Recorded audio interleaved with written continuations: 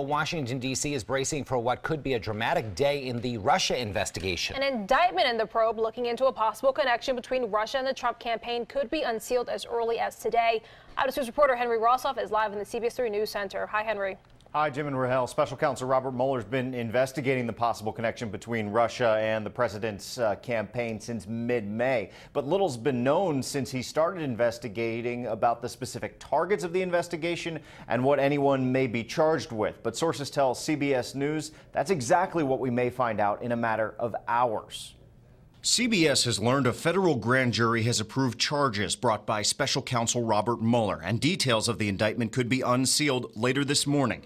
In advance of that moment, President Donald Trump launched a series of new tweets with an old message. He once again called the probe a witch hunt, saying there is so much guilt by Democrats and Clinton. Last week, it did come to light Democrats helped pay for some of the information in a dossier of allegations against the president's election team. I certainly would have, liked to know who paid for it earlier, but nonetheless, that's just one factor to be considered. It doesn't answer the ultimate question, which is how much of the work is accurate, how much of it is true. It's still unclear who might be charged and with what, but it's believed the investigation has zeroed in on the finances of the Trump campaign and associates. That includes former Trump campaign manager Paul Manafort and former National Security Advisor Mike Flynn. Susan Collins sits on the Senate Intelligence Committee, which is investigating whether Russians interfered with the U.S. election. I have not yet seen any definitive evidence of collusion.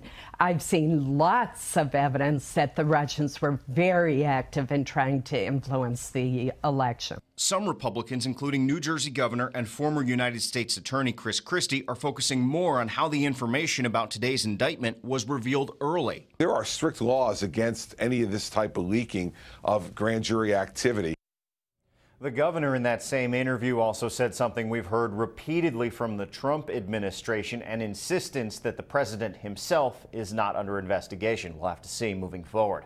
Live in the SAT Center, Henry Rosoff, CBS 3 Eyewitness News. Okay, Henry, thank you.